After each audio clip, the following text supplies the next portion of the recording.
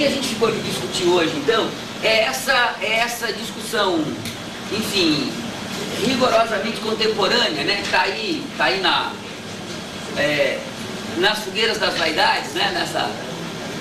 Nesse burburinho aí, que é o que está acontecendo com os trabalhadores hoje. A classe operária continua existindo ou a classe operária desapareceu, e a classe operária continua sendo a classe revolucionária ou não, tá certo? Então, este miolo de questões que eu queria trabalhar com vocês, que eu queria explorar com vocês. Veja, tem uma questão metodológica que a gente tem que começar por ela, senão faz uma confusão por diabo, certo? Veja, como em todas as esferas da vida social, você sempre tem uma dimensão objetiva e uma dimensão subjetiva, inevitavelmente, como cada ato humano necessariamente é precedido por um processo de pré-ideação que resulta numa objetivação.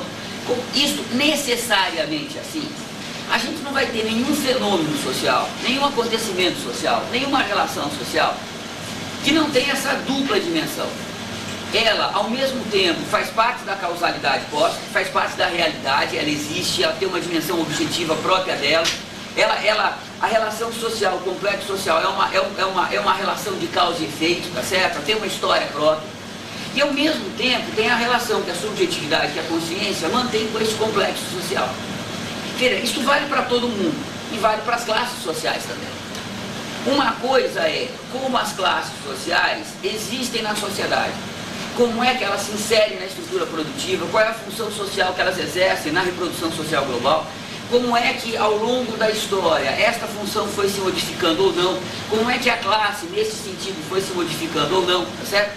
E a outra coisa é a consciência que a própria classe tem de si própria e da sociedade na qual ela vive. A gente não pode, ao tratar de uma classe social, nem desconsiderar a consciência que ela tem de si própria e a consciência que ela tem da sociedade na qual ela vive. Porque esta consciência vai ter um papel muito importante na determinação da forma como ela entra na luta de classes, mas, por outro lado, a gente também não pode reduzir a existência das classes sociais meramente a sua consciência de classe. Porque, não raras vezes, aquilo que as classes pensam acerca delas próprias e acerca da sociedade na qual elas vivem, elas existem, não raramente o que as classes pensam é falso, não corresponde à realidade. Então, na análise de uma classe social, da história de uma classe social, inevitavelmente, se a gente quer fazer uma análise minimamente decente, a gente tem que trabalhar com essas duas dimensões. Não dá nem para reduzir a classe social tão somente a sua inserção na estrutura produtiva da sociedade, embora esta inserção seja rigorosamente fundante, e por outro lado, não dá para reduzir a classe social apenas à sua consciência de classe. Imaginar que uma classe só se forma quando ela atinge a sua consciência para si, ou quando ela tem uma consciência minimamente adequada do que ela é da sociedade na qual ela atua, na qual ela vive. Veja, quando a gente vai tratar desta questão do proletariado na sociedade contemporânea, a gente tem um complicante extremamente grave. Vários, mas um ou dois são mais graves. Primeiro complicante sério é que se constituiu um certo consenso que, deixa eu contar para vocês, a última coisa que o Marx deixou escrito no manuscrito do Capital, vocês sabem que o Marx só publicou o volume 1 do Capital. O volume 2 e o volume 3 ele deixou na forma de manuscrito. Veja, a última página que ele escreveu do volume 3 era sobre as classes sociais. E é inconcluso, ele começa e não termina. Uma página e meia de manuscrito, certo? E não termina. Isso tem levado a maior parte dos pensadores, autores, que vem intervindo nesse debate dos anos 60 para cá, pelo menos a maior parte dos pensadores importantes, a concluir que, como Marx não concluiu aquele capítulo sobre as classes sociais, isso seria indício que as classes sociais seriam um pepino que o Marx não teria resolvido a contento. E que, portanto, no Marx, o tratamento das classes sociais é um tratamento profundamente confuso. Que a gente não teria em Marx uma concepção fechada, amarradinha, uma categoria teórica constituída do que seriam as classes sociais. E já que Marx, então, teria deixado este campo em aberto, já que ele não teria resolvido este problema, segundo esses autores, isso seria indicação, primeiro, que o construto categorial marxiano não teria a capacidade de resolver esse problema, tanto assim que o Marx não resolveu a contento. Segundo lugar, que por causa disso, então, seria necessário desenvolver o marxismo em algum sentido. Seria necessário desenvolver as categorias marxianas para que desse conta de resolver as questões referentes às classes sociais. Isso é dito, tá certo, uma miríade de autores, dos anos 60 para cá, tá certo, praticamente todo mundo diz isso, né? Veja, eu acho isso rigorosamente falso. Eu estou convencido que isso é rigorosamente falso, né? Se vocês pegarem o livro 1 do Capital, e se vocês lerem com cuidado, tá certo, a edição 4ª do livro 1, a 4ª edição do livro 1 do Capital. Na primeira edição, faltam algumas passagens importantíssimas, tipo fetichismo na mercadoria não está lá, certo? Na 4ª edição, que é a edição que normalmente é traduzida e que se tornou a edição padrão, você tem uma teoria das classes sociais, uma categoria das classes sociais rigorosamente acabada, rigorosamente arrumadinha, né? E o fato do Marx não ter terminado aquele capítulo não significa que Marx não tenha encaminhado este problema, digamos assim, de uma forma resolutiva muito satisfatória. Encaminhou, né? Não encaminhou só no livro 1, no 18 Brumário, ele já tinha encaminhado essa questão muito bem. Acho que no livro 1 do Capital, ele desenvolve alguns aspectos, torna enfim, algumas relações, algumas conexões ontológicas mais concretas, no sentido universal concreto, lembra? Mais pleno de determinações.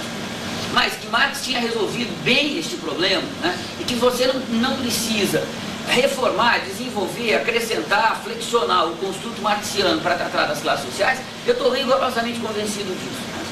Então, a primeira questão é que neste debate se estabeleceu um certo modus operandi, que é assim, olha, como Marx não terminou o capítulo sobre as classes sociais, significa que Marx não resolveu a contento a questão das classes sociais, então isso significa que nós temos que desenvolver Marx. Então isso abre a possibilidade para todo mundo que ao mesmo tempo se diz marxista, tá certo? Apresentar a sua versão do que seria necessário desenvolver do marxismo de Marx. E aí você passa a ter tantas teorias marxistas sobre as classes sociais, quanto os autores estão intervindo. Sérgio Mallet, Belleville, Gorst, de Adeus ao Proletariado, Braverman, enfim, se vocês quiserem ir mais para cá, até Klaus Hoff, tá certo? Depois Logikine, Schaff, enfim, vocês vão juntando quanto vocês quiserem, tá certo? Nesse texto que eu deixei para vocês para o curso, que aliás, acabar de me avisar que não está na pasta, como é curso, não é para o curso, está na pasta importante, tá certo? Acho que quando eu arrastei, tá certo? Eu arrastei para a pasta errada. Mas vocês vão ver, são vários capítulos. Tá, no segundo capítulo, eu pego o livro 1 do Capital, entre outras coisas, para demonstrar como que tem uma teoria das classes sociais de Marx lá, e como é amarradinha, como não tem contradição não, né? Mas enfim, veja. Então o debate virou uma confusão medonha, porque todos, olha, sem exceção, tá certo?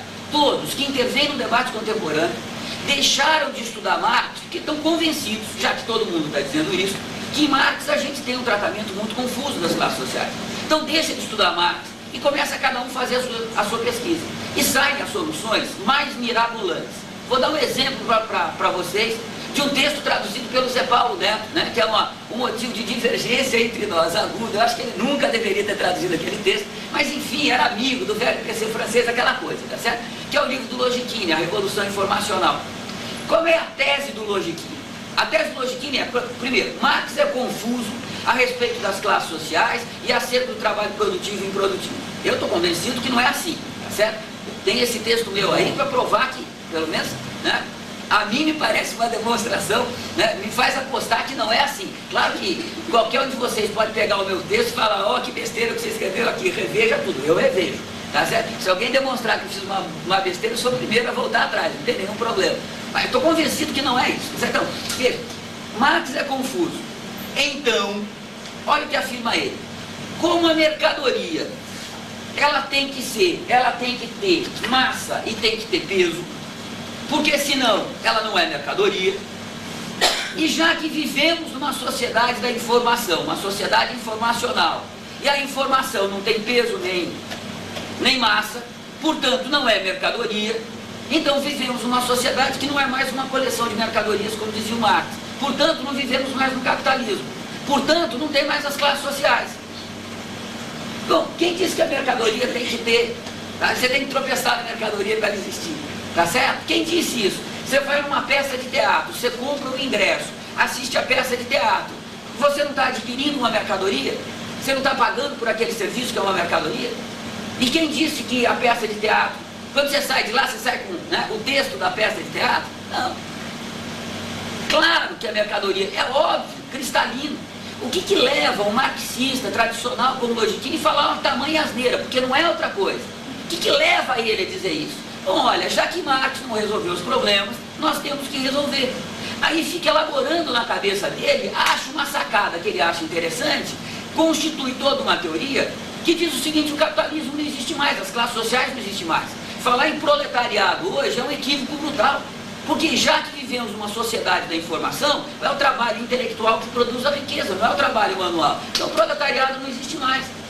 Pessoal, aonde esse cara vive? Não é no mesmo planeta que a gente.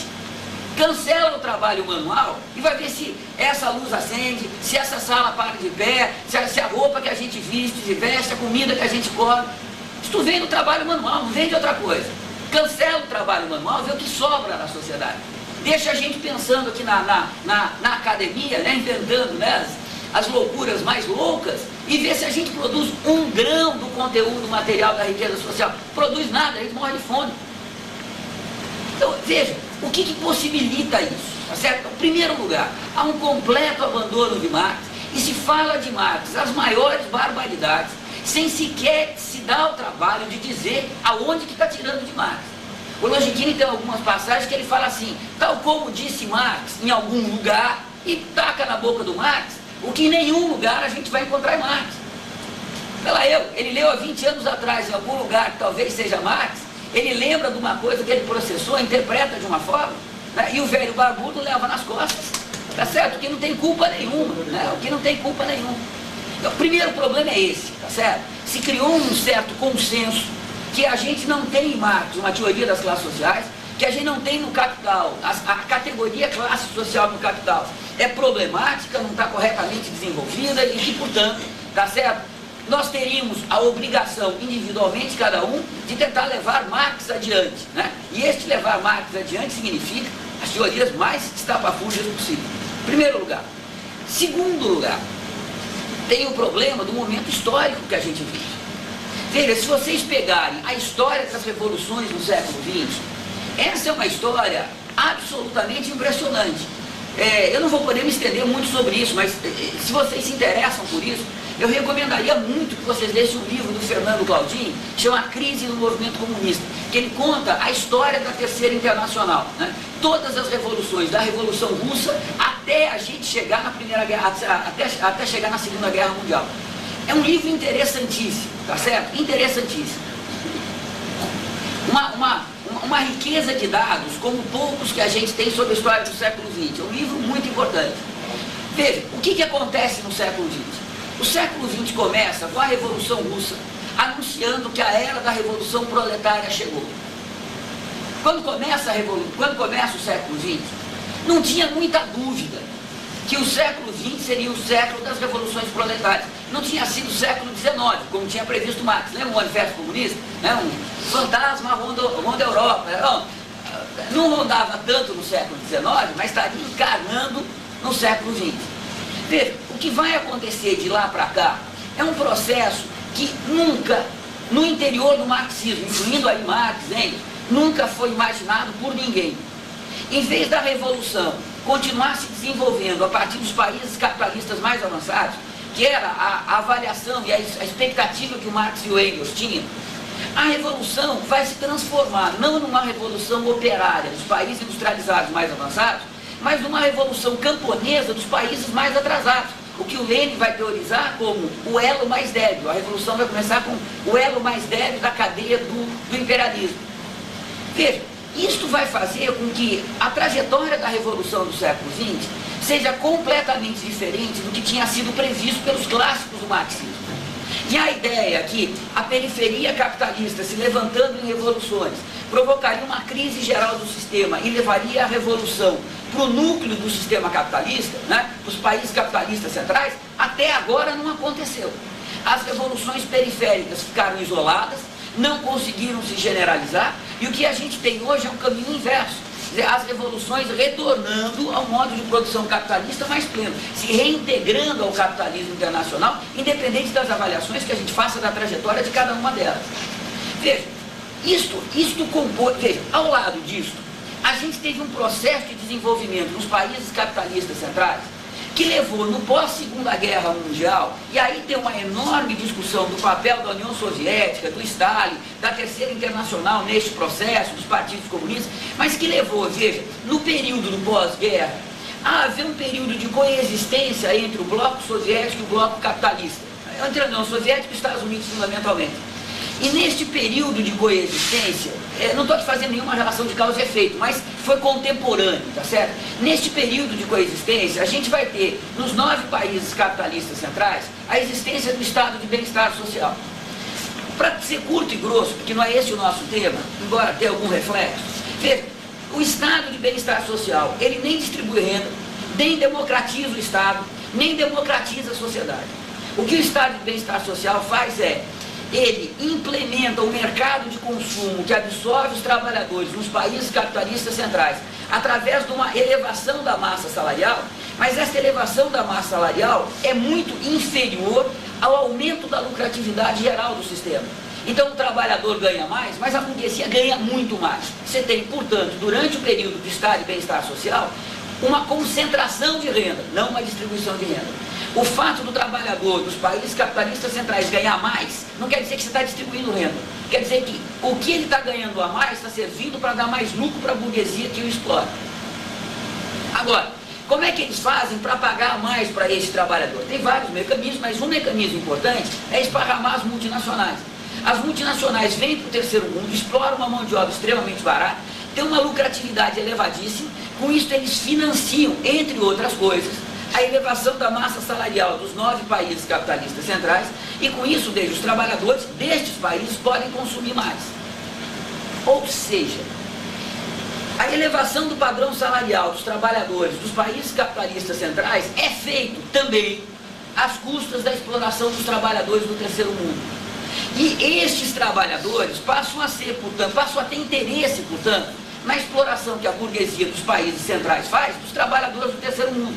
Eles sabem que uma greve na Volkswagen brasileira, se diminuir a lucratividade da Volkswagen brasileira, tende, na próxima negociação salarial na Alemanha, a diminuir o aumento salarial que eles vão ter. Percebe que o estado de bem-estar social, ele consegue cooptar a classe operária dos países capitalistas centrais para a política burguesa. E os partidos reformistas, não mais os partidos revolucionários, passam a controlar os sindicatos e o movimento operário. E passam, então, a defender a ideia, nos países capitalistas centrais, que já a gente não tem mais uma oposição entre burguesia e proletariado. Já não tem mais uma contradição antagônica. A gente teria agora um novo Estado, um Estado ampliado, que representaria todas as classes sociais e não apenas a classe dominante, e que neste Estado, portanto, ou sob este Estado, existiria a possibilidade de burguesia e proletariado entrarem em um acordo, porque afinal de contas eles têm interesses comuns. O operário quer aumentar o seu salário e a burguesia quer aumentar o salário dele, porque quer que ele consuma mais. E eles podem lançar a mão da exploração dos países do terceiro mundo, dos trabalhadores do terceiro mundo, para financiar esse esquema todo. Com isso, veja, o estado de bem-estar social acaba inserindo no movimento operário mais avançado que o mundo tinha, que é o movimento operário europeu, você consegue inserir nesse movimento operário uma consciência reformista extremamente forte. Os partidos revolucionários vão sendo alijados da luta política, vão perdendo a sua base social, e os partidos reformistas e os sindicatos reformistas, atrelados à burguesia, vão ganhando um espaço cada vez maior. Então, aquela solidariedade operária internacional que bem ou mal existia até esse momento, é rompido no dia a dia da reprodução da classe operária internacional. A classe operária dos países centrais passa a ter uma parte importante dos seus salários vindo da exploração dos trabalhadores do terceiro mundo e se tornam sócias para ser curto e grosso, das suas burguesias na exploração dos trabalhadores do terceiro mundo. Sentiu no meio. Primeiro ponto. Base de dados para mostrar a ciência, a concentração ocorrida nesses novos países. Que a gente possa ter uma comprovação de que fato houve uma concentração e não um certo equilíbrio. Segundo, até que ponto a teoria que você está desenvolvendo basicamente se assemelha, se diferencia da teoria da dependência? Puta merda. Você trata disso. E a terceira, com que elementos assim você mostra assim como a classe trabalhadora dos novos países comunga com o ideal burguês de exploração dos latino-americanos, dos africanos, asiáticos? Tem o Pierre Salamar, ele trata um pouco, acho que essa questão, ele faz uma relação entre regime político, quer dizer, os países centrais, as ditaduras, a questão da democracia burguesa colocada, e nesses países periféricos, justamente para você fazer essa transferência da reprodução, né, para reproduzir essas classes operárias no primeiro mundo, se dá através de quê? Gastaduras militar desses países. Não, nesta questão política, tá certo? Como é que a entrada das multinacionais levou a ditaduras? Tem uma bibliografia vasta, eu acho que isso é meio consenso. Claro.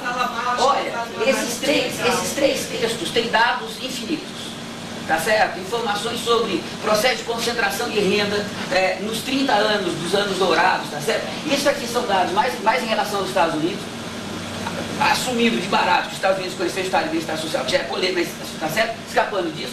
O Baltimore tem dados muito interessantes sobre o que está acontecendo na Inglaterra, na França e na Alemanha ao longo da década de 60, e o Messares faz uma baita análise dessa questão. Tem dado aí a roda, tá certo? Bom, deixa eu não entrar na questão da teoria da dependência, senão vai pegar. E a outra questão que seria levantada, indícios de como teve.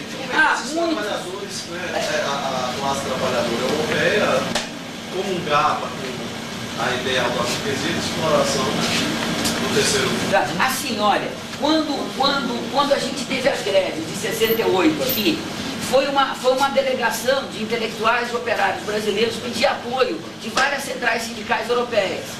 Elas negaram.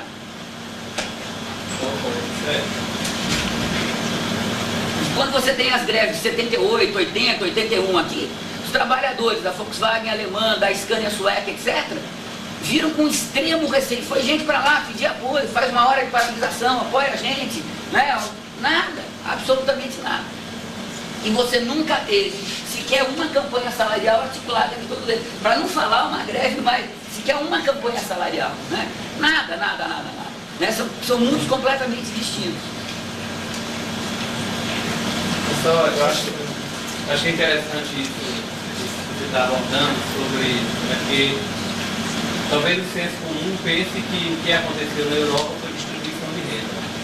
E você está dizendo, que não aconteceu um processo de concentração de renda. Mas, por outro lado, do ponto de vista dentro do sistema, a classe operária europeia teve um ascenso de melhorar suas condições de vida extremamente significativo. Inclusive, talvez até isso contribuiu para que ela quebrasse a solidariedade internacional da classe operária. Perfeito. Porque, assim, nesse período, teve algumas características da Europa que foram atípicas do capitalismo. Claro. O pleno emprego é um deles. Então, assim, como é que a gente... Não, assim, olha, certamente o nível de vida dos trabalhadores europeus e norte-americanos melhorou muito. Mas melhorou em que sentido? De transformar eles em consumidores no modelo que interessa ao capitalismo, em primeiro lugar. Segundo lugar, veja, este era aparentemente uma anomalia no capitalismo. Não era. Era a forma possível de ampliar a acumulação de capital nos 9 países centrais naquele período histórico pós-Segunda Guerra Mundial. Para evitar uma crise de superprodução pós-Segunda Guerra Mundial por causa da economia norte-americana, você tem que montar uma estrutura de alavancar o consumo. A tese do Keynes. E para fazer isso, você tem que construir o estado de bem-estar social. Você tem que fazer o estado intervir na economia para ampliar o consumo. Então veja, aparentemente é o contrário ao capitalismo. Não é. Esta lógica de você manter a reprodução do capital ampliando o consumo era a única forma que existia naquele momento histórico de você ampliar a extração da mais-valia. E isso foi feito. Então, aparentemente, você contradiz o capitalismo. Não contradiz, não. É que como a situação histórica era diferente, foi necessário uma articulação entre o Estado e a economia um pouco diferente. A política econômica tinha que ser um pouco diferente. Mas é só isso. A lógica do sistema continua exatamente a mesma.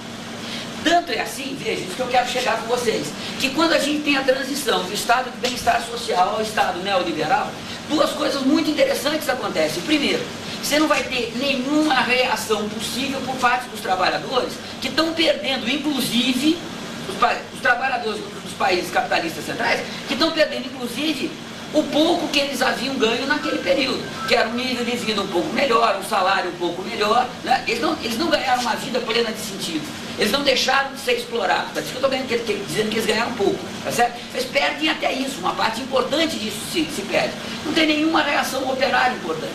Você tem a greve dos trabalhadores no porto de Glasgow, lá na Inglaterra, Liverpool, Glasgow, você tem mas você não tem nenhuma reação importante.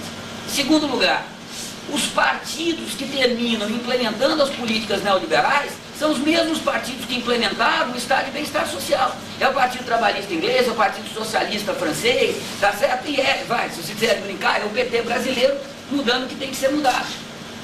Veja, o que a gente vai ter neste processo histórico é que não só a revolução deixa de ser um problema dos países capitalistas centrais, como a revolução passa a ser um problema da periferia do capitalismo até o começo de 1980. Veja, 78 tem a Revolução Nicaragüense, que descamba rapidamente o que virou a Nicarágua hoje.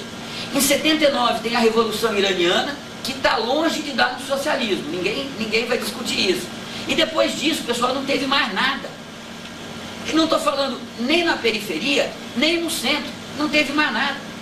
Então, a revolução deixa de ser uma questão dos países capitalistas centrais, pelo menos desde a Guerra Civil Espanhola. Se vocês quiserem forçar um pouco a barra, pelo menos desde o fim da Segunda Guerra Mundial, quando a resistência armada liderada pelos PCs contra os nazistas, ou adere ao bloco capitalista devolvendo as armas que tinham, né, a burguesia francesa, italiana, etc., ou então no caso grego, que elas resistem e são massacrados pelas tropas inglesas. Depois disso, nos países capitalistas centrais, a gente não teve mais nada. Eu estou considerando 68 não uma revolta e não uma revolução, tá certo? Não teve mais nada. E o que a gente vai ter depois na própria periferia do sistema capitalista, as revoluções deixam de acontecer e aonde aconteceu você passa a ter uma integração cada vez maior desses países ao sistema capitalista internacional, né? Ao capital internacional. Veja, o que eu estou tentando dizer para vocês é que a gente vive hoje um período contra-revolucionário dos mais intensos que a humanidade já conheceu. Desde que apareceu revolução na história da humanidade, desde o século XVII, desde a Revolução Francesa, primeira revolução para valer, de lá para cá, a gente nunca teve tantos anos sem ter uma revolução num país capitalista importante. Nunca a gente teve isso. E nunca a gente teve um momento tão historicamente, tão favorável à burguesia do ponto de vista político. Nunca os conflitos sociais que, veja, sob o capitalismo existem sempre, né? Nunca os conflitos sociais foram resolvidos num padrão tão favorável ao capitalismo quanto nos últimos 30 ou 40 anos. Todos os conflitos sociais importantes, para não falar dos menos importantes, todos, eles acabam de uma forma ou de outra degenerando e sendo incorporados ao capital, de uma forma ou de outra. Veja, eu diria para vocês que a gente vive hoje um período contra-revolucionário dos mais intensos. Nunca a humanidade viveu um período contra-revolucionário tão intenso. E o resultado disso, veja, é que as classes sociais comparecem neste momento histórico marcado por esta qualidade da contra-revolução. Nem a burguesia tem uma, digamos assim, tem uma afeição politicamente muito nítida, tem até a burguesia com preocupação social, e o proletariado entra na luta política com propostas e plataformas e apoiando candidatos que não tem nada de proletário, que na maior parte das vezes sequer fazem parte, digamos, da esquerda da burguesia liberal, se é que a burguesia tem uma esquerda liberal. Tá certo? Veja, o que acontece então é que se a gente olhar do ponto de vista da luta política, a única luta política importante que sobrou é a luta eleitoral. E se a gente olhar na luta eleitoral, a única coisa que a gente vai identificar é o proletariado não se comporta mais como proletariado.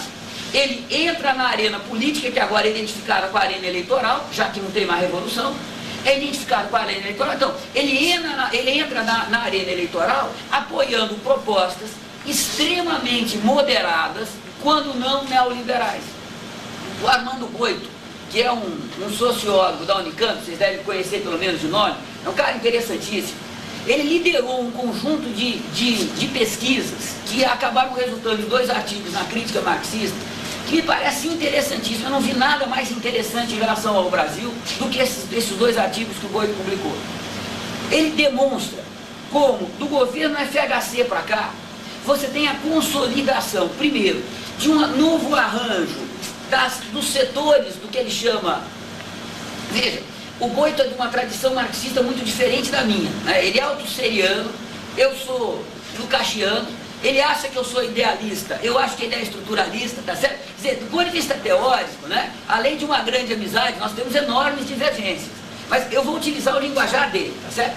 Ele vai dizer que entre os blocos e as facções da classe dominante se rearrumou os interesses de tal forma que você vê do governo FHC para o governo Lula, articulando o setor banqueiro, né, o setor que tem o capital bancário, com o setor agroexportador, e isso então consolida o apoio da burguesia ao governo Lula, mas mais do que isso, os operários, que eram um apoio do Lula em 78, 79, 80, 81, quando vem o neoliberalismo, quando vem a reestruturação produtiva, aqueles que conseguem ficar empregados sabem que o emprego está ali, ó, o emprego está por um fio.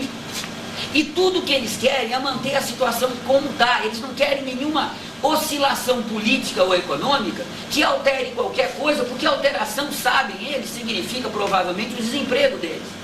Então eles se transformam na defesa dos seus empregos, eles se transformam em uma classe social profundamente conservadora, que vão apoiar a Palocci, vão apoiar... Vocês lembram quando teve a greve contra a Previdência?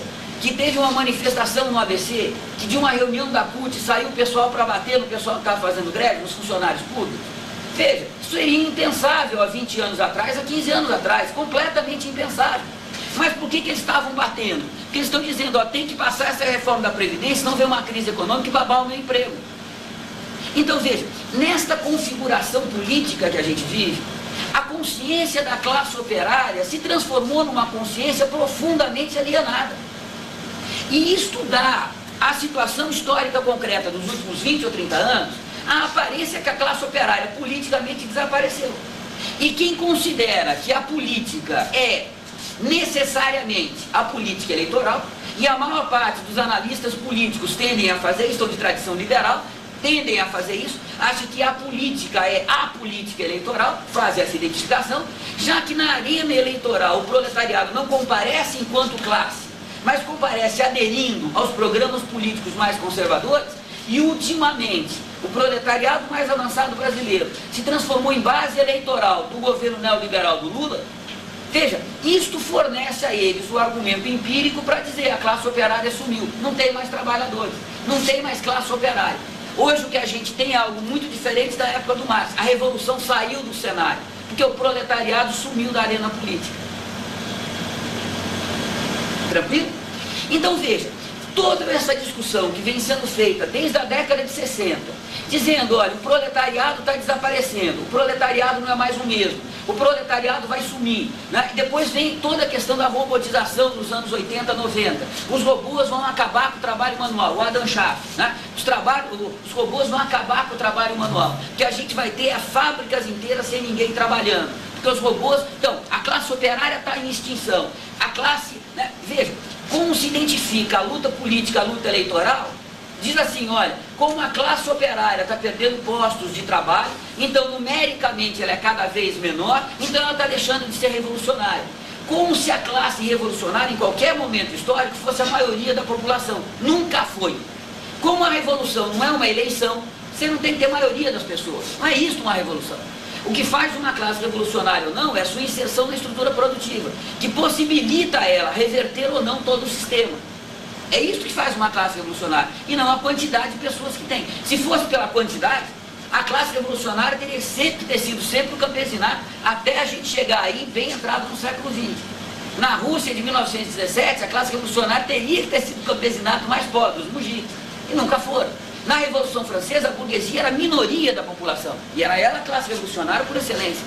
Então veja, este conjunto de questões dá uma aparência de veracidade a estas teses, de que, olha, o capitalismo não é mais o mesmo, o proletariado está desaparecendo, e a gente teria hoje uma nova configuração do mundo do trabalho, que é uma forma elíptica, não direta, de se dizer, nós não temos mais proletariado. Essa questão do mundo do trabalho virou uma loucura, né? O que é mundo do trabalho? Veja, relações de produção, todo mundo sabe o que é. Mundo do trabalho exatamente é o quê? É formado pelos sindicatos, é formado pela fábrica, são as relações de produção. O que é mundo do trabalho? A editora Scipione acabou de publicar uma coletânea de livros didáticos que é assim, a química e o mundo do trabalho, a física e o mundo do trabalho, né? A história e o mundo do trabalho. O que é mundo do trabalho? Veja, mundo do trabalho não é uma categoria científica, ele não tem significado. O mundo do trabalho vale na boca de cada autor, na pena de cada autor, o que cada autor quer fazer dela. Então, uma nova configuração do mundo do trabalho significa o quê? Na maior parte das vezes, que o proletariado acabou e que, portanto, Marx foi superado pela história. E que, portanto, a gente tem que pensar a revolução de outra perspectiva. Olha, só tem dois modos de pensar a revolução. Ou supera a propriedade privada, a exploração do homem pelo homem, o casamento monogâmico, o Estado, as classes sociais. Então, isso é o modo marxiano. Ou a gente vai pensar a revolução como distribuição de renda, o projeto social-democrata. O que é distribuir renda? É aumentar salário. O que significa aumentar salário? Manter salário, manter a exploração do homem pelo homem. É a velha busca da já surrada bandeira do capitalismo de face humana. Não tem alternativa no mundo que a gente vive. Ou acaba-se com a exploração do homem pelo homem, ou diminui-se a exploração do homem pelo homem. Não tem alternativa. Você quer diminuir a exploração? Então diga que você é favorável à exploração, que você acha que a exploração tem que ser mantida. Se você é contra a exploração, não pode dizer que você quer diminuir a exploração. Isso não faz sentido. Percebe? Agora, se o proletariado não existe mais, então a revolução não é mais possível. O que eu vou tentar mostrar para vocês é que o proletariado existe. Existe. E o fato de hoje a gente viver esse período contra-revolucionário explica por que o proletariado hoje vive sob uma consciência tão atrasada, uma consciência tão alienada. Mas o fato do proletariado pensar isso acerca dele próprio, da sociedade na qual ele vive, não quer dizer que ele tem, enquanto classe social, se distinta pelo desenvolvimento dos últimos anos. Tranquilo? Querem perguntar alguma coisa? Tem coisa aí?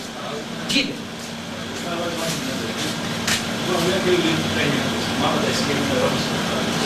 Não conheço. Ele traça uma trajetória de pelo menos 6 ou 7 países centrais. Não é o marxismo ocidental? Não, é outro mapa? Eu não conheço. Ele vai traçando como os partidos conseguem mostrar se tornaram liberais e como os partidos comunistas se tornaram reformistas. É mesmo? É, não. Putz, eu tenho que agradecer esse livro. É legal. Deve ser interessantíssimo. É muito interessante. É muito triste também. Triste, claro, é uma tragédia, né? Só pode ser história de uma tragédia. Veja, o que o Marx está dizendo acerca da classe operária no livro 1 do Capital? Como eu estou deixando um texto com vocês, eu não estou pegando aqui o Capital, lendo linha por linha, tá certo? Eu estou assumindo que aquilo que está escrito lá demonstra o que eu vou dizer aqui para vocês, tá certo? Quer dizer, não daria agora para a gente pegar linha por linha, fazer uma análise imanente do texto, não tem sentido, mas está escrito aí, tá certo? Então vocês podem ir atrás, pegar, tá certo? Enfim, criticar, tá lá, tá certo? Enfim, inteirinho exposto para vocês avaliarem. Veja, o que o Marx está dizendo é que o trabalho é a categoria fundante no mundo dos homens. Capítulo 5º do livro 1, primeiro e segundo parágrafo, depois umas 2 ou 3 páginas adiante, a gente tem mais uns 3 ou 4 parágrafos, que diz com todas as letras: o trabalho é o intercâmbio orgânico do homem com a natureza, que produz os meios de produção e de subsistência, é o trabalho manual que retira da natureza aquilo que é fundamental para a existência da sociedade, e este trabalho não apenas funda o ser social, como as suas sucessivas formas históricas fundam as formações sociais fundamentais. O trabalho primitivo funda o modo de produção primitivo, o trabalho escravista funda o modo de produção escravista, o trabalho do servo o modo de produção feudal, e o trabalho abstrato do operário funda o modo de produção capitalista. O que o Marx está dizendo com isso? Está dizendo o seguinte: olha, quando a gente chega no modo de produção capitalista, a forma essencial de reprodução da riqueza da classe dominante, da burguesia, a forma essencial é uma relação que se desdobra entre o capital, que é propriedade da burguesia, e a força de trabalho, que é propriedade, neste caso específico que eu vou falar agora, dos operários. Mas todos os trabalhadores assalariados vendem a sua força de trabalho. Veja, como é que se dá esta relação? A força de trabalho, como qualquer mercadoria, ela tem o valor de uso e tem o valor de troca. Por que toda mercadoria tem que ter valor de uso? Porque ninguém compra uma mercadoria inútil. Então, para que a mercadoria possa se realizar enquanto mercadoria, para que ela seja trocada por dinheiro, é fundamental que ela sirva para alguém, para alguma coisa. Não importa se serve, como diz o Marx, tá certo? Para o estômago ou para a fantasia. Quer dizer, tem que ter alguma utilidade, tem que ter algum valor de uso. Então, veja, qual é o valor de uso da força de trabalho? Ela é a única mercadoria que, uma vez consumida, produz uma riqueza maior do que aquilo que ela é enquanto riqueza, aquilo que ela vale enquanto riqueza.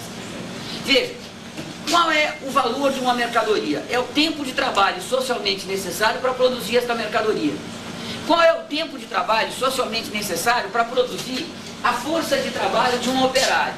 Bom, é a moradia dele, a alimentação dele, é o transporte dele, é a saúde dele, é, enfim, o custo para ele se reproduzir, ter filhos que vão ser operários, tá certo? Isso é o tempo de trabalho. Vai lá. 2 minutos. Não, vai lá, não. É justo. É assim, caradinho. Não. O valor da força de trabalho, como o valor de qualquer mercadoria, é o tempo de trabalho socialmente necessário para reproduzir esta mercadoria. A força de trabalho de um operário é o tempo de trabalho que a sociedade tem que produzir para reproduzir, para manter esse trabalhador vivo, trabalhando e tendo um filho para continuar sendo trabalhador. Veja, este valor é menos do que o trabalho desta força de trabalho produz ao ser colocado na produção. Então, diferente da maçã, diferente da roupa, diferente da casa, diferente do carro, diferente da gasolina, diferente de todas as mercadorias, que quando a gente consome, elas vão perdendo valor, a força de trabalho é ao contrário. Quando a gente consome a força de trabalho, e a gente só pode consumir a força de trabalho numa estrutura produtiva, num ato de produção, veja, quando a gente consome a força de trabalho, ela produz um quantum de valor maior do que aquele que ela própria vale. E isso significa, veja, que quando esta força de trabalho se volta, eu estou falando agora do trabalho operário, se volta, veja, sobre a natureza, quer sobre diretamente a natureza, quer sobre a matéria-prima, que é a natureza transformada, né? Você pensa, olha, o minério de ferro se transforma em ferro. O ferro vai ser matéria-prima de algumas indústrias siderúrgicas, que vão fazer chapa de aço. A chapa de aço vai ser a matéria-prima da indústria automobilística, tá certo? Então, pode ser a natureza ou a matéria-prima, que é a natureza transformada. Quando isso acontece, veja, você tem a produção de meios de produção ou de meios de subsistência. Meios de produção é tudo aquilo que entra para a produção. Desde o prédio da fábrica, a estrada de ferro, a estrada de rodagem, até o maquinário, a usina hidrelétrica que vai fazer energia elétrica, o martelo, o prego, tá certo? Tudo aquilo que entra na produção. E o meio de subsistência é tudo aquilo que garante a subsistência da força de trabalho. Então é casa, comida, a energia que é consumida na casa, tá certo? O transporte da casa para o emprego, do emprego para casa, isso tudo é meio de subsistência. Veja, todos os meios de produção e todos os meios de subsistência são natureza transformada. Isso significa que quando termina o trabalho do operário, isto resultou num produto que subsiste após o trabalho ter terminado. Quando o operário fez uma barra de ferro, quando terminou o ato de trabalho, a sociedade conta com uma barra de ferro a mais. Se ele faz uma segunda barra de ferro, no dia seguinte a sociedade tem uma outra barra de ferro a mais. No terceiro dia, uma terceira barra de ferro a mais. Veja, o trabalho operário, como ele transforma a natureza, tal como o trabalho do escravo, tal como o trabalho do servo, ele vai produzindo o conteúdo material da riqueza social.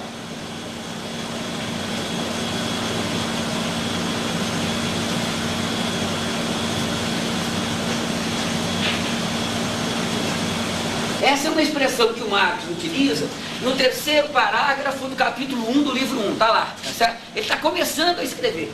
E ele vai dizer, olha, o trabalho que produz valor de uso, etc, etc, é o trabalho que produz o conteúdo material da riqueza social, qualquer que forma, da riqueza, qualquer que seja a forma social desta.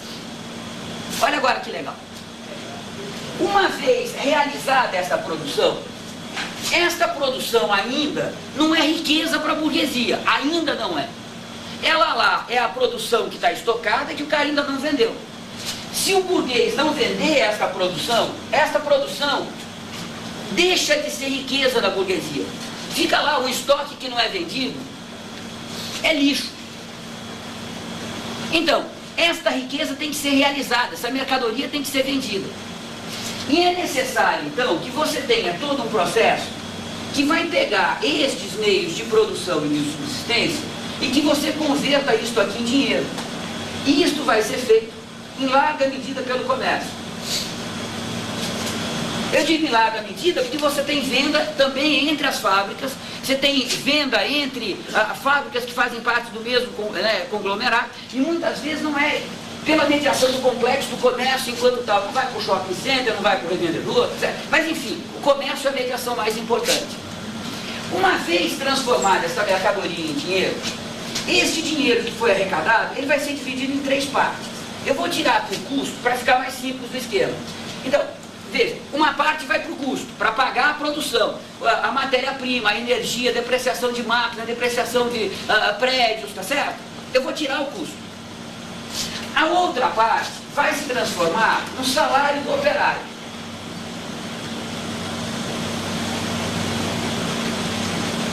E a outra parte vai se transformar na mais-valia.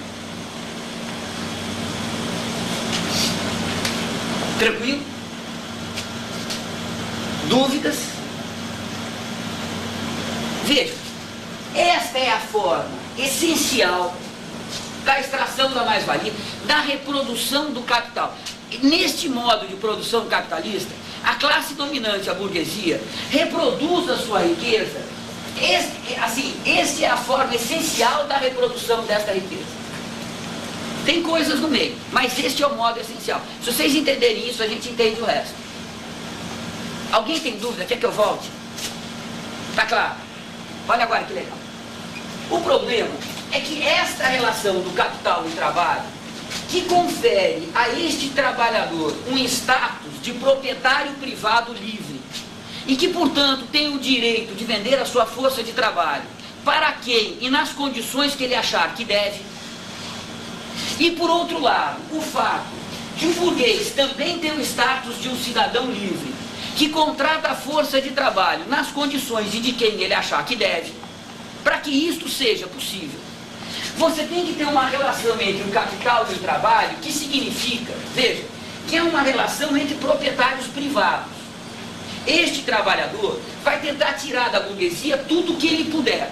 Se ele puder trabalhar o mínimo possível pelo salário que ele ganha, ele vai fazer isso. Se ele puder tirar o máximo salário pelo trabalho que ele executa, ele vai tentar fazer isso. E por sua vez, a burguesia vai tentar fazer o inverso. A burguesia vai tentar fazer com que esse cara trabalhe o máximo pelo mesmo salário ou por um salário menor. Ou seja, é necessário que exista entre o capital e o trabalho, é necessário que você tenha todo um mecanismo de controle.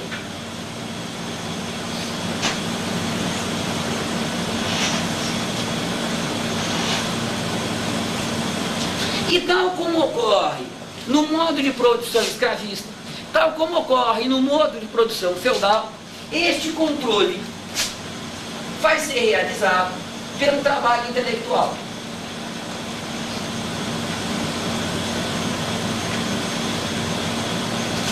Veja, no modo de produção capitalista, este controle é feito, digamos assim, em duas instâncias típicas. É feito no interior das empresas, pelo departamento de pessoal, toda essa hierarquia de vigilância, você tem chefe, vice-chefe, controlador, vigilante, tá certo? Tem um controle interno à própria empresa. E você tem o controle que é feito diretamente pelo Estado. A legislação trabalhista, os juízes de trabalho, enfim, a polícia, o batalhão de choque, o exército. Veja, este trabalho de controle, ele é feito tanto no interior da fábrica, quanto é feito através do próprio Estado, que é um instrumento especial de repressão da classe dominante contra os trabalhadores, como era desde que o Estado surgiu. Tranquilo? Olha agora que legal. Este trabalho intelectual vai ter que ser realizado por pessoas.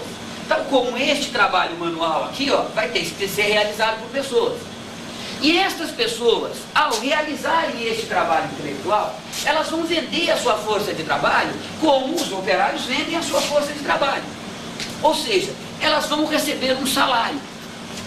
Sejam elas trabalhadores do Estado, sejam elas trabalhadores do sistema de controle no interior da empresa privada, elas vão receber salário. Veja, de onde que vem o salário que esses... De onde que veio o salário que esses caras recebem? Se for no interior da empresa, eles entram como custo de produção. Da riqueza produzida por este processo de produção e venda, você vai ter, veja, vem este dinheiro para a mão do burguês, que vai pagar a matéria-prima e vai pagar o cara do departamento pessoal, o contador. Então, este salário, no caso do interior da empresa, vem diretamente da produção desses caras. Tranquilo?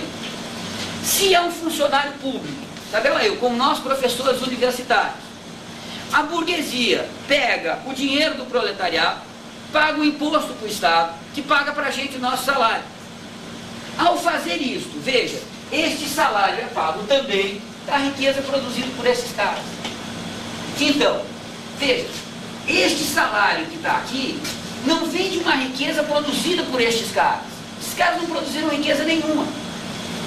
Este salário vem da riqueza produzida por esses caras, apropriado pela burguesia e pago diretamente pela burguesia, se esse cara é empregado da burguesia, ou pago indiretamente pela burguesia, se esse cara é empregado do Estado. Mas o dinheiro originalmente, a riqueza originalmente veio de onde? Aqui. Tranquilo? Qual a função social do trabalho intelectual na sociedade capitalista? A mesma função do trabalho intelectual no escravismo e no feudalismo. Exercer atividade de controle sobre o trabalho manual que produz o conteúdo material da riqueza social. Tranquilo? Olha agora que legal. Veja. Isso faz com que a gente tenha na sociedade, que é uma enorme coleção de mercadorias, dinheiro no bolso das pessoas. E as pessoas são obrigadas a gastar esse dinheiro. Porque na sociedade capitalista, para você ter acesso aos bens fundamentais da existência, casa, comida, etc., você tem que ir para o mercado. A gente não produz mais do que a gente precisa individualmente. Cada um produz uma coisa, a divisão social do trabalho, e todos nós vamos no mercado para pegar aquilo que a gente não produz, aquilo que a gente precisa. Tranquilo? Então, tem gente para dinheiro, com dinheiro, tem gente para dedéu com dinheiro no bolso. E essas pessoas têm que gastar esse dinheiro para conseguir sobreviver. Elas têm que comprar comida, gasolina, para sobreviver. Veja, se esses caras têm dinheiro no bolso, há a possibilidade da burguesia fazer uma segunda rodada de valorização do capital aqui, ó. Há uma possibilidade de você aproveitar que as pessoas têm dinheiro no bolso para pegar este dinheiro dessas pessoas e se enriquecer sem ter que transformar a natureza. Como é que a burguesia faz isso? O Marx dá o exemplo clássico, tá certo? Como eu estou dizendo que o Marx diz, vou ficar no exemplo clássico do Marx. Ele vai falar, olha, se eu tenho uma fábrica de salsichas, a burguesia está ganhando dinheiro aqui, ó. Pega a tripa do porco, a carne do porco, a pimenta, transforma tudo isso em salsichas. Ele está ganhando dinheiro aqui, ó. Mas se você tem uma fábrica de ensinar, uma escola privada, a burguesia vai ganhar dinheiro sem transformar a natureza. Como é que ela vai fazer? Vai pegar desses caras, que podem ser operários, ou podem ser trabalhadores intelectuais, vai pegar o dinheiro que esses caras têm e vai vender um produto para esses caras, que é a aula do professor. Veja, a burguesia monta uma escola, melhor dizendo, o burguês monta uma escola, contrata um professor e vai não comprar o professor não vai ser escravo, ele vai comprar a força de trabalho do professor. Esta força de trabalho, ela vai ser paga segundo uma forma típica em alguns ramos de produção do trabalho industrial, que é o pagamento por peça. O professor vai receber por hora aula dada. Tá certo? Veja, o professor primeiro dá aula e depois recebe o salário. Então, o professor entrega a aula. Entrega a aula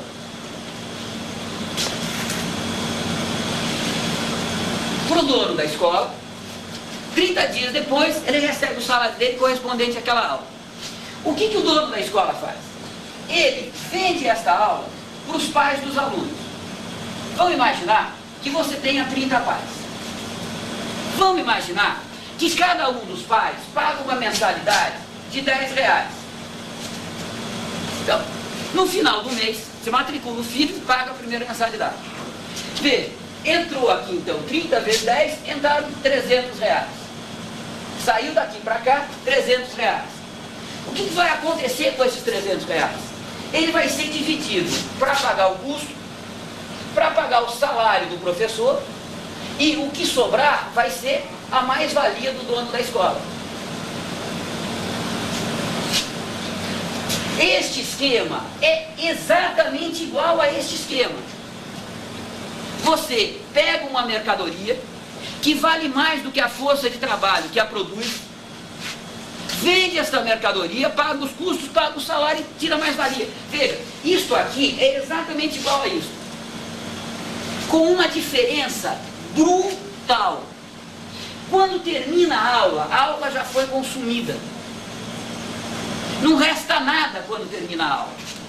E o resultado disso é que a riqueza global da sociedade não aumentou. Quando você tem o trabalho operário, você tem uma barra de ferro, no dia seguinte 2, no dia seguinte 3. Veja, o conteúdo material da riqueza se ampliou. Quando você tem esse processo, veja, vamos ver se o vermelho está escrevendo. Veja, você tem 300 desse lado e você tem aqui, ó, 300. A riqueza, que era dinheiro, se transformou em pagamento de custos, pagamento de salário e capital sob a forma de mais-valia. Mas era a mesma riqueza que saiu de um lado e foi para o outro. O que era dinheiro no bolso dos pais dos alunos se transformou em capital no bolso do burguês. Mas a quantidade global da riqueza, o capital social global ou total, como diz o Marx, permaneceu o mesmo. Você não produziu um quanto de conteúdo material da riqueza social novo. Esta riqueza que está aqui, olha, foi produzida aqui, ó. E daqui veio para cá, ó. Deu para entender isso? O salário que o trabalhador intelectual recebe, seja ele, né, o que faz o controle na empresa privada, seja ele o que faz o controle via Estado, veja, o salário que ele recebe veio daqui, todo mundo entendeu isso. E este dinheiro que está no bolso deles é que vai servir para que eles paguem a mensalidade para o dono lá da escola e o dono da escola se enriqueça. Então, a riqueza deste capitalista que é dono da escola não foi produzida na escola, percebe? Ela foi produzida aqui embaixo. A escola serve de mediação para transformar o dinheiro que está no bolso dos pais dos alunos em capital no bolso do pai, do dono lá da escola, que pode ser pai ou não, né? Preferencialmente padrasto, né? Caralho, né? Então veja, trabalhei muitos anos em escola particular, não tem como você gostar de dono de escola, pessoal. Ô, racinha perrega, né? Então veja, o que a gente tem aqui é um processo em que o capital se valoriza. O cara entra com um investimento de capital, com o passar dos anos o capital dele vai aumentando, o capital se valoriza. Mas você não produz capital. Esta riqueza foi produzida aqui dentro. Olha. Marx, no livro 1 do Capital, diz: o proletariado é o único que produz e valoriza o capital. Os outros só valorizam. É aqui que você produz todo o conteúdo material da riqueza social. O resto, olha, é transformação de dinheiro em capital. E essa atividade do professor não seria trabalho, seria... Ah, peraí, calma. Agora eu só posso dizer para você sim e não. Ah, agora, peraí, mas eu chego lá, eu vou responder essa questão, tá certo? Até aí, tranquilo? Veja, do ponto de vista da produção da riqueza da sociedade, a gente tem aqui duas relações que me parecem... Veja, que me parece que devem ficar mais ou menos claras. Primeiro lugar,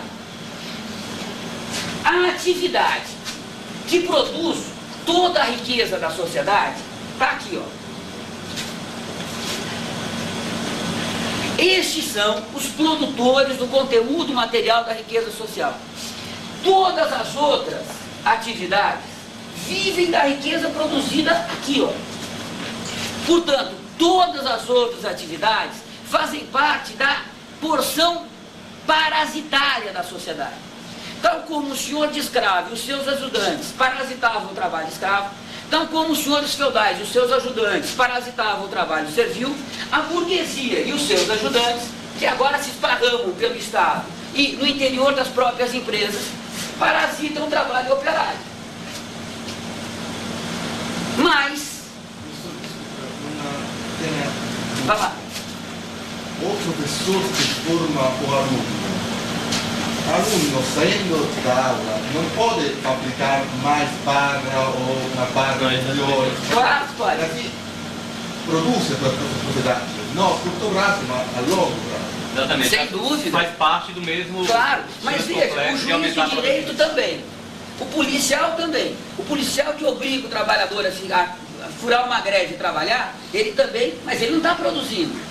Ele só está forçando, no caso do professor, ele está renovando, ou ele está contribuindo na reprodução da força de trabalho. O policial está obrigando o cara a trabalhar. Mas isso não significa, veja, significa que eles são necessários ao sistema. Mas não significa que eles estão produzindo conteúdo material da riqueza social. Desculpa, mas se o professor melhora a competência do aluno, ele vai trabalhar melhor? Ah, sim, claro. Claro, veja, se você tem aqui um engenheiro, e este engenheiro bola uma forma de trabalhar melhor, ele não está interferindo na produção? Claro que está. Mas se o juiz aqui faz uma lei melhor, ele não está interferindo na produção? Claro que está. Se o burguês está organizando a fábrica, ele não está interferindo na produção? Claro que está. Então, pelo seu raciocínio, o engenheiro, o juiz e o burguês seriam produtivos. Indiretamente produtivo. E não pode ser, não é. A atividade de controle é fundamental para ter exploração do trabalho. Ninguém tem dúvida que só se trata do esquema de exploração do trabalho, tá certo? Sem controle não tem exploração. Mas isso não significa que o controle é uma atividade parasitária, ele não produz. É uma atividade que decorre da exploração do homem pelo homem. É uma forma de extrair a riqueza. Veja, do ponto de vista lógico mais geral, dizer o seguinte, porque é necessário, é igual, não vale. Só pode ser necessário o que é diferente. O igual é idêntico. A necessidade demonstra que são coisas distintas. A relação de necessidade é sempre a relação entre coisas distintas. Veja, se você não tiver burguesia, não tem proletariado. Só isso. O proletariado continua sendo explorado e a burguesia parasitária. A mesma coisa do trabalhador de qualquer esfera. Se a gente transforma a relação de necessidade numa relação de identidade, porque é necessário a produção é trabalhador, bom, a burguesia é o trabalhador essencial no sistema capitalista. Você vai ter que colocar o Antônio Hermínio de Moraes como a nossa liderança sindical mais importante. Percebe? Não vai ter saída. Mas não é esta a relação. A relação é, olha, é uma relação de necessidade, porque com uma relação de exploração você tem que ter controle. Percebe? Tranquilo? Veja, então, esta é a primeira relação mais global. Isso aqui produz o conteúdo material da riqueza. Todas as outras atividades são atividades parasitárias. Vivem da riqueza produzida pelo proletariado. Mas tem algo no meio. Olha que legal. A relação entre o dono da escola e este trabalhador, ou a relação entre a burguesia representada pelo Estado e os funcionários públicos, também é uma relação de exploração. Veja, se você pegar a relação entre, vou colocar aqui, a escola e o professor, e se você pegar a relação do Estado com o funcionário público, ou se você pegar a relação, vou colocar aqui, ó, da empresa com, vou colocar aqui, o DRH, o Departamento de Recursos Humanos, pegando os casos típicos. Veja, nesses três casos, você tem aqui, olha, porções parasitárias da sociedade. Isto aqui tudo vive da riqueza produzida por esses caras. Tranquilo?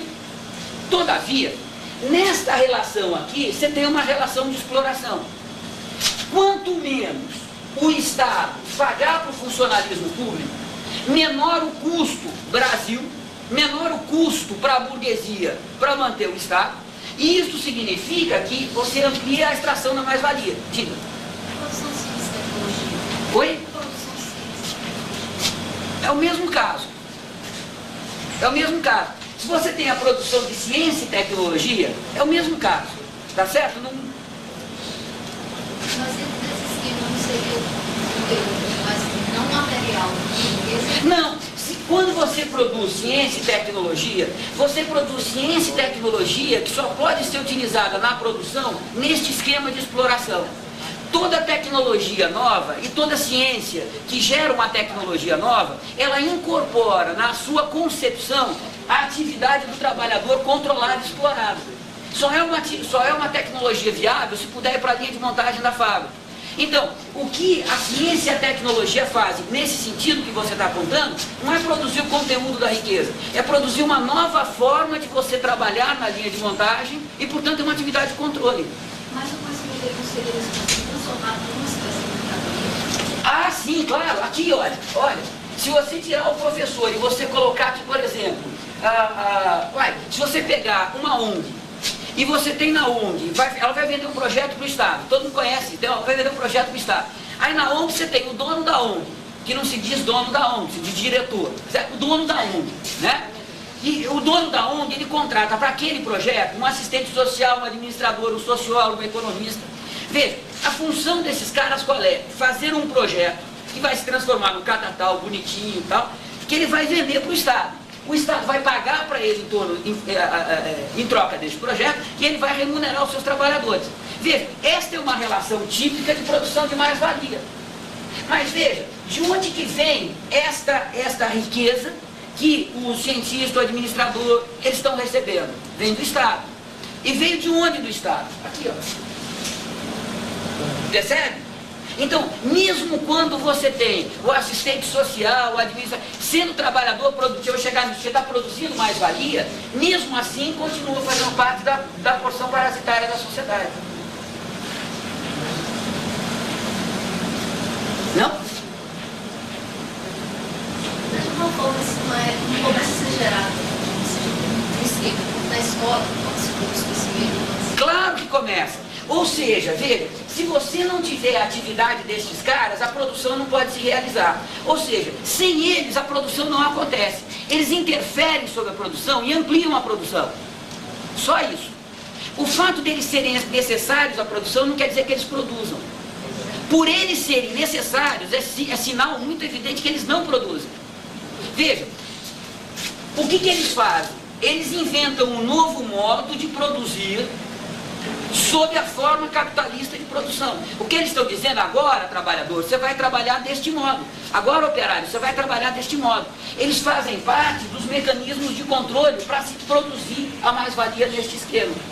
Nenhuma tecnologia e nenhuma ciência, eu não estou falando da ciência pura, nenhuma ciência que pode ser convertida em tecnologia vai deixar de ser tecnologia capitalista para produzir mais-valia. Senão não vai ser transformada em tecnologia, não vai para a linha de montagem.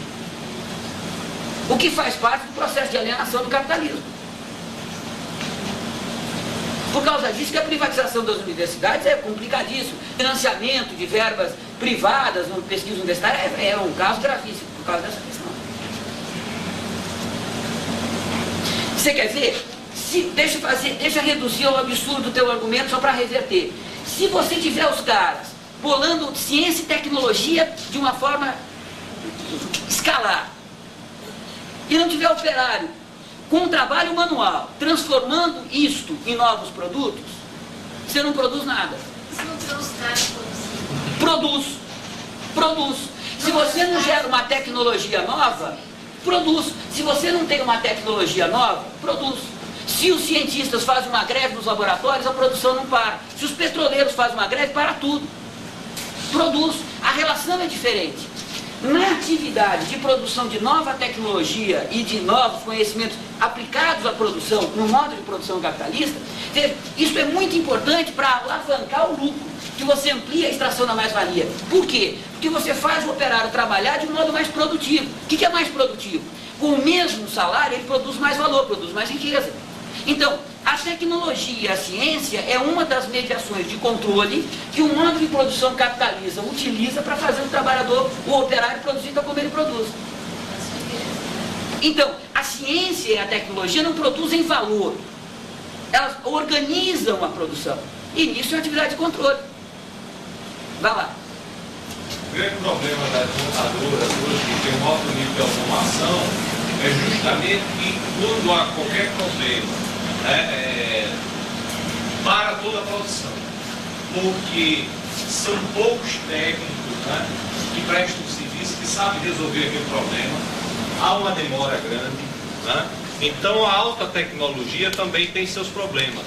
Então você para toda uma produção, o serviço, a prestação de serviço é caríssimo, então realmente a tecnologia tem seus problemas e para a produção, porque tem que ter pessoas, são poucas pessoas que conhecem o funcionamento do sistema.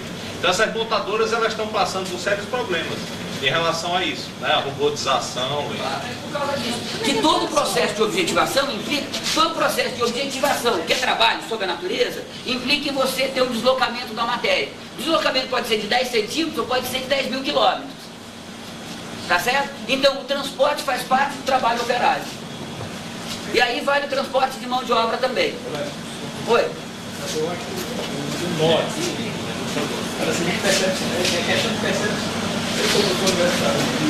Não gostaria de identificar parado. Já sei o que eu posso fazer. A gente não pode julgar, né? A gente não pode julgar as classes sociais pelo que elas pensam. Deixa eu só concluir o raciocínio, aí a gente abre a pergunta. Porque eu tenho a impressão que se eu der o próximo passo, essa questão melhora, tá certo? Mas deixa eu dar o próximo passo. Deixa eu fechar esse raciocínio, aí a gente abre. Tá? Porque tem o próximo passo que acho que melhora um pouco. Claro que eu estou brincando. Né? Eu sei. Claro. Quem é que não quer? Ser tratado como melhor ter trabalhador em prol. Claro, pior ainda. Né? Isso na sociedade soviética foi um problema sério. Claro. Eu queria trabalhar nessas atividades em prol do Claro. Veja. Qual é? Então está dizendo, olha, isto aqui produz o conteúdo material da riqueza e todas as outras atividades são atividades parasitárias. De uma forma análoga como, no modo de produção escravista, os senhores de escravos e os seus auxiliares que faziam o trabalho intelectual de controle faziam parte da porção parasitária e os escravos do trabalho produtivo. Tal como a gente vai chegar no feudo, os senhores feudais e os seus auxiliares faziam parte da porção parasitária e os servos da porção produtiva. No modo de produção capitalista, algo análogo acontece. a burguesia e os seus auxiliares, só que agora numa sociedade muito mais complexa, que vai incluir Estado, enfim, DRH, né? Veja, a burguesia e os seus auxiliares compõem a parte parasitária. Os operários compõem esta parte, que produzem o conteúdo material da riqueza social. Isso é um aspecto da questão. Mas tem um outro aspecto. Veja, no interior dessa porção parasitária da sociedade, no interior da porção parasitária, se desdobra também uma relação de exploração. Veja como. Se o Estado paga menos ao funcionalismo público, o custo Brasil diminui. A burguesia tem que pagar um imposto menor. Se a burguesia tem que pagar um imposto menor, significa que sobra mais para ela enquanto mais-valia, amplia a sua mais-valia. Então, interessa para a burguesia pagar cada vez menos, ou o menos que ela puder pagar, para o funcionalismo público. Porque isso significa uma ampliação da sua mais-valia. Então, se desdobra uma relação entre o Estado, representando a burguesia, e os funcionários públicos, que frente aos operários representam a burguesia, mas que na relação com a burguesia querem um salário maior do que a burguesia quer pagar, se desdobra aqui, olha, uma relação de conflito. Está aí nós fazendo greve, anunciando não, tragagem no portão.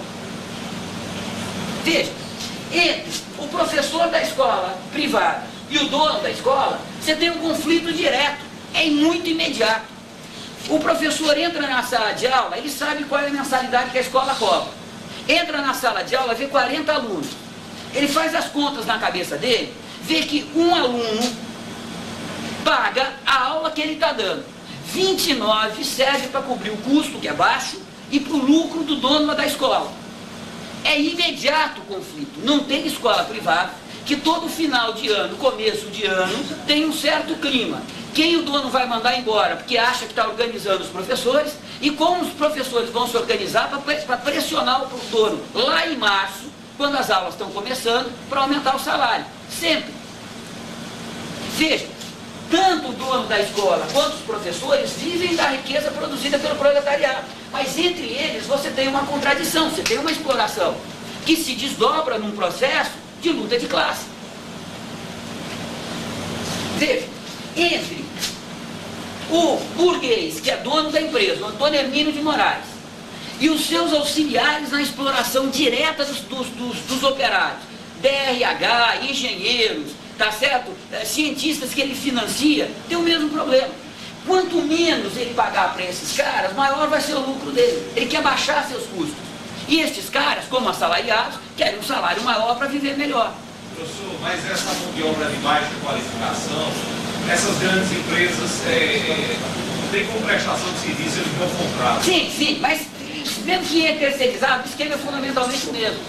Mesmo que esse trabalhador aqui, esse empresário, contrate uma empresa, então tem, digamos assim, um empresário intermediário com os trabalhadores aqui embaixo, a relação é a mesma. Você só tem uma mediação a mais, mas a relação é a mesma. Nós estudamos aqui, a objetivação não necessariamente implica em codificação, né? Mas deixa eu só terminar o raciocínio.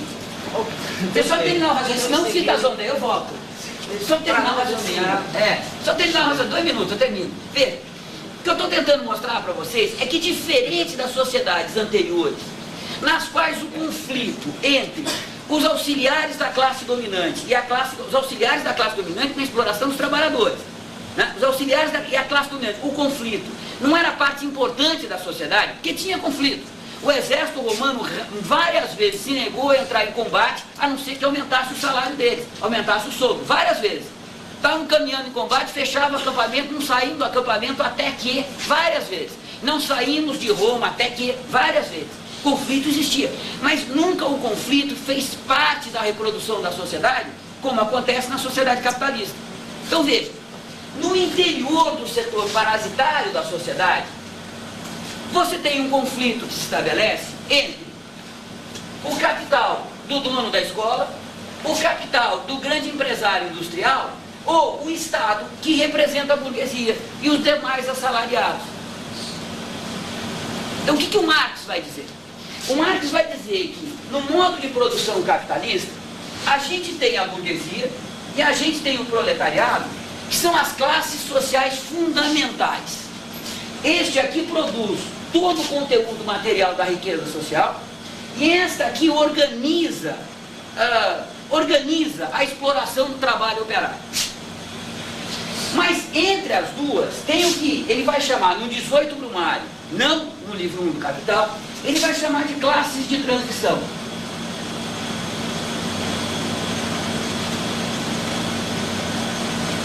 Que são os assalariados não operários. São os assalariados que compõem este corpo aqui, ó, que fazem um trabalho intelectual responsável pelo controle nos mais diferentes setores. Isto aqui, olha, compõe a porção parasitária da sociedade. Aqui você tem, olha, a atividade que funda toda a sociedade, que produz todo o conteúdo material da riqueza social. E, olha que legal, como entre as classes de transição e a burguesia você tem um conflito entre capital e trabalho, há a possibilidade de, no processo de luta de classe, num processo revolucionário, pô, não escreve nem o verde e o vermelho, você dá o vermelho, veja, há a possibilidade do proletariado atrair para si uma parte dessas classes de transição. Então, num processo revolucionário, em todos os processos revolucionários que aconteceram desde 1848 até hoje, a gente tem a burguesia de um lado da barricada, brincando, né? O proletariado de outro lado da barricada, e as classes de transição, elas se dividem. A tendência é os assalariados mais baixos, ou os assalariados que exercem atividades que permitem uma consciência política mais avançada, serem atraídos pelo polo do proletariado. E os outros assalariados serem atraídos para o polo burguês. Mas isso não é uma lei geral. Em cada crise revolucionária, você tem uma certa forma de configuração dessa cisão das classes de transição. Mas, apesar disso, as classes de transição fazem parte da porção parasitária da sociedade. Pronto, agora a gente vai para a pergunta, depois vou para o trabalho produtivo e improdutivo, vai lá. Não existe uma imprecisão, como você fala assim, produção do conteúdo material da riqueza, já que o processo de objetivação não implica necessariamente em codificação. Por exemplo, o trabalho do professor produz o que? Digamos, uma aula. Então, se a aula existe, tá certo? É matéria. Então, quando você diz assim, produz o conteúdo material, não passa uma ideia de que existe um conteúdo não material? Não. Ah, estou entendendo. É nesse sentido aí. Acho que é interessante, porque se existe a matéria, tá certo? Então, por que falar de um conteúdo, do conteúdo material da riqueza, excluindo essa outra parte que é a matéria também? Porque, veja, o que a gente tem aqui é a transformação da natureza em meios de produção e meios de subsistência.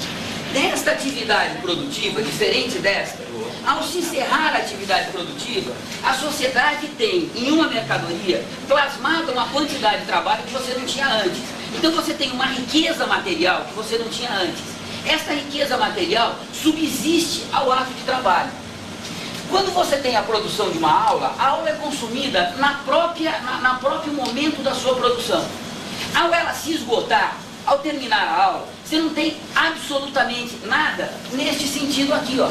O conteúdo total da riqueza social continua exatamente a mesma. Tem o conhecimento na cabeça de uma pessoa que foi transferido para a cabeça de outra pessoa. O conteúdo geral da riqueza social continua a mesma. Nem o capital social total se ampliou, nem o conteúdo material da riqueza se ampliou. Por que conteúdo material?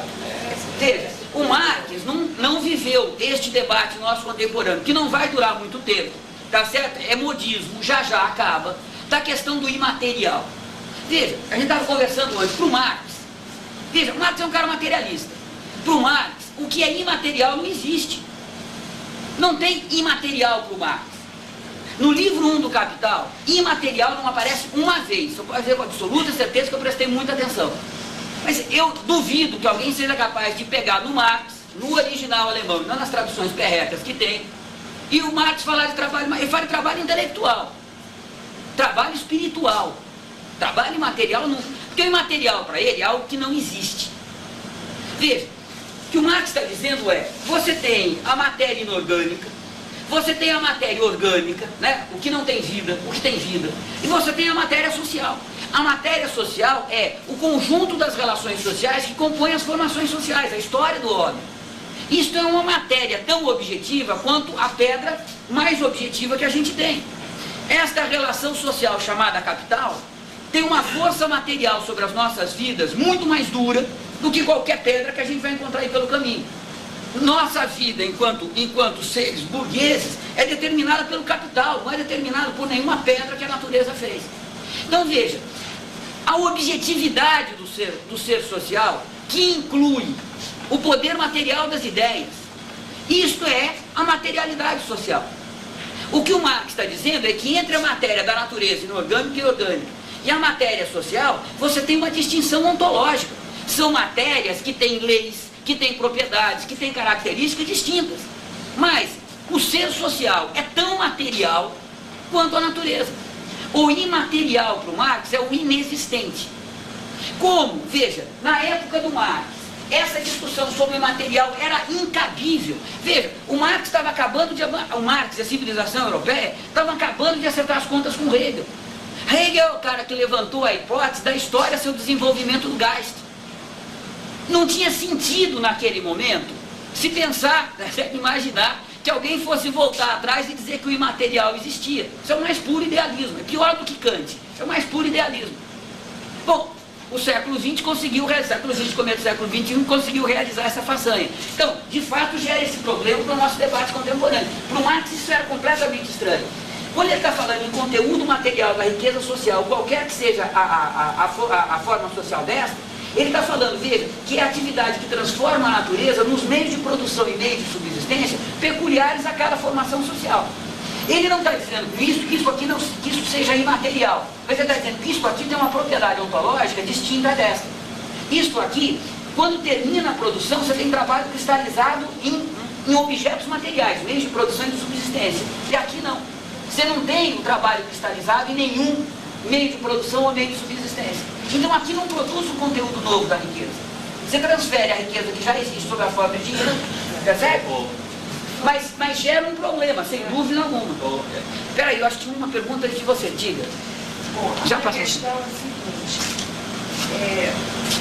Dentro de um capital, por exemplo, quando o capital produtivo ele tem hegemonia dentro desse processo, então fica assim, eu não estou, a questão acho que não é essa questão. O que eu quero entender é hoje, por exemplo, quando o capital produtivo ele perde hegemonia do capital financeiro, e eu estou pressupondo que esse capital financeiro ele não cristaliza, ele não gera esse conteúdo material, certo? Quando você trabalha com capital volátil, capital físico. Essa giranda que está circulando hoje desse mundo globalizado, certo? Que impactos nós poderíamos pensar, por exemplo, dentro mesmo desse processo, digamos, mais aí dessa base, né, que cria valor, né, riqueza e valoriza o capital, quanto desses outros trabalhadores parasitados. Qual é o impacto disso? Já que, digamos assim, a ciranda financeira, né, esse capital financeiro, ele não cristaliza, digamos assim, ele não cria essas barras de ferro. Claro, né? Claro. Não cria completamente uma riqueza material. Como é que a gente interpreta, que as pessoas falassem? Mas é exatamente o que você disse. Veja, o que ele faz, na verdade, é acumular a riqueza já produzida. Ou, sob uma forma especulativa muito alienada, você imprimir dinheiro que não corresponde a uma riqueza já produzida. Isso torna o sistema crescentemente instável. Só isso. Mas isso não dá impacto, porque não é exatamente, digamos, essa criação de riqueza material que vai poder financiar esses outros. Claro. Então, se você tem uma... Claro, veja, se você começa a vender uma ação por um valor que não corresponde ao valor da ação, você está fazendo especulação, você faz as pessoas comprarem. Uma hora, o valor da ação volta ao que ela é, dá um baita creque. O impacto é esse. Você tem um capital numa crise estrutural que faz desse tipo de especulação um momento importante para você valorizar o capital. Mas como essa valorização raramente corresponde, ou algumas vezes não corresponde, a esta produção aqui, este é um dinheiro que não tem valor, é uma representação de uma riqueza que não existe. Mais cedo ou mais tarde, crepes, as bolhas nas bolsas. É isso, não tem outro mistério. Lembra quando você teve a grande expansão da Bolsa de Nova York no final dos anos 70, começo dos anos 80, que surgiram os IUPs, os jovenzinhos multimilionários de Wall Street, acabou.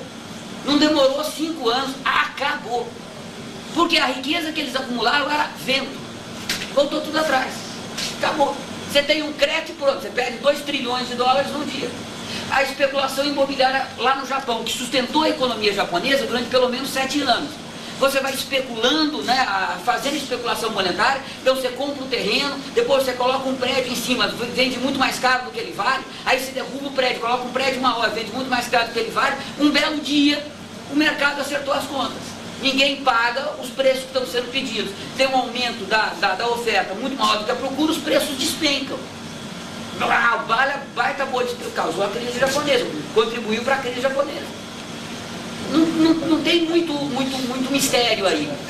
Tá certo? Aí não opera. O capital financeiro, a ciranda financeira, não produz riqueza.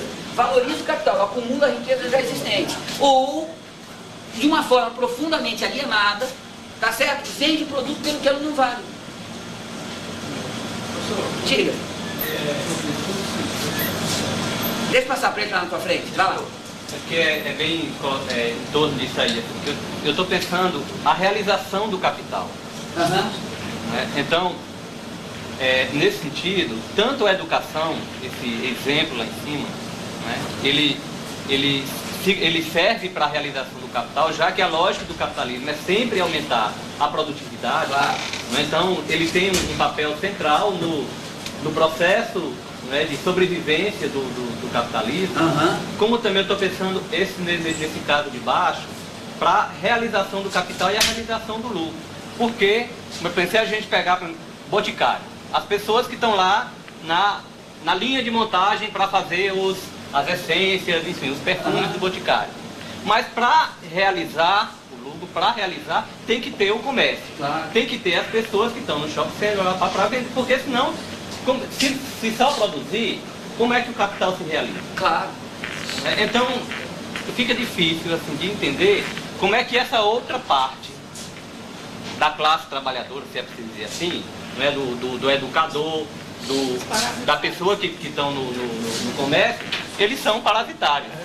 Eles não estão dentro, né, da classe trabalhadora, da classe revolucionária, dando, né, essa discussão que ele está fazendo do sujeito revolucionário. Mas isso é fácil de explicar. Cadê o lápis azul? Isso é fácil de explicar. Veja, tanto o comércio quanto os bancos são fundamentais para a manutenção dessa produção. Veja, como é que a burguesia comercial e a burguesia banqueira ganham o seu dinheiro?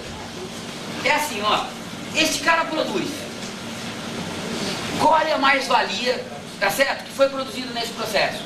Só que para ele é mais vantajoso transferir uma parte dessa mais-valia para um outro burguês que vai vender o seu produto do que ele propriamente sair vendendo. Então, uma parte dessa mais-valia aqui, olha, migra para o comércio e uma parte dessa mais-valia aqui migra para o banco.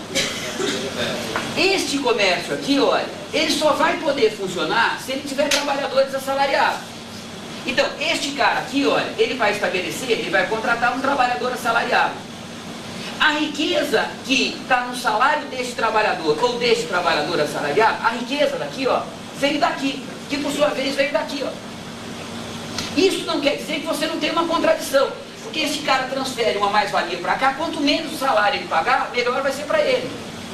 Então, aqui você tem uma contradição muito semelhante a essa daqui, ó.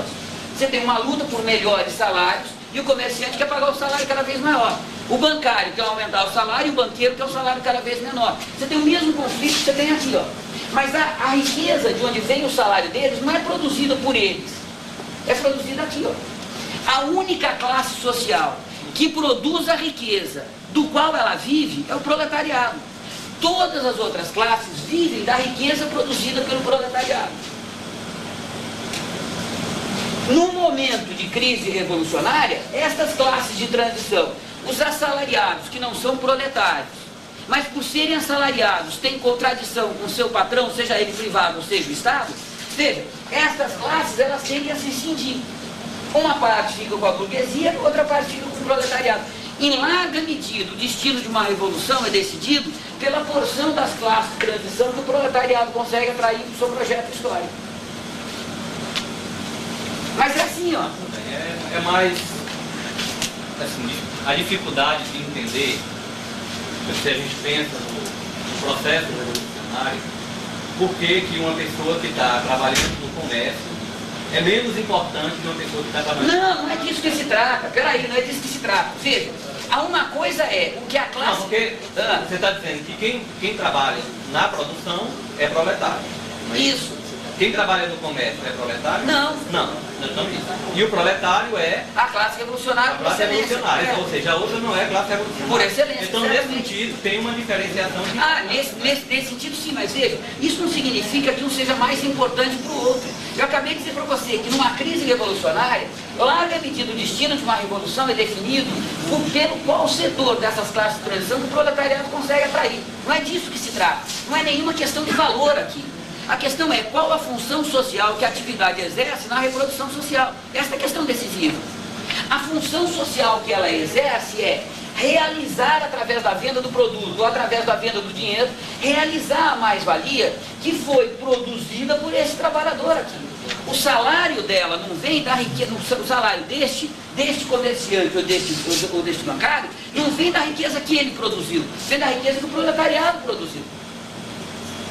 Veja, tal como no modo de produção escravista, toda a riqueza era produzida pelo escravo, no modo de produção feudal, toda a riqueza era produzida pelo servo, no modo de produção capitalista, toda a riqueza é produzida pelo proletariado.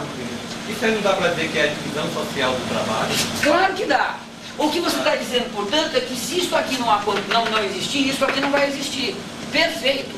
Mas, se isso aqui não existir, isso aqui também não vai existir. O que você está dizendo é que tudo isso aqui forma uma totalidade em que uma parte é necessária à outra para manter o modo de produção capitalista funcionando. Perfeito. Sem burguesia você não tem proletariado. Sem parte parasitária você não tem trabalho explorado. Perfeito. O fato de ser necessário não quer dizer que seja idêntico. Só é necessário o que é diferente. O que é idêntico, não tem relação de necessidade. Veja, isto aqui só é necessário porque tem essa riqueza produzida aqui que tem que ser transformada em dinheiro para realizar mais-valias. E esta atividade funda esta. Isso não quer dizer que esta não seja imprescindível para a realização dessa. Claro que é. Claro que é. Mas esta relação de necessidade significa que o capitalismo é uma totalidade cujas partes mantêm uma relação de necessidade entre si. Bom, qual totalidade que não tem essa característica? Veja, o fato de ser necessário não quer dizer que seja igual, tá certo? O fato de ser necessário ao trabalho proletário não transforma em proletário, senão a burguesia é proletária. É o absurdo desse raciocínio, percebe? Não é isso. Qual a função social que a atividade exerce na reprodução da sociedade como um todo? Tira.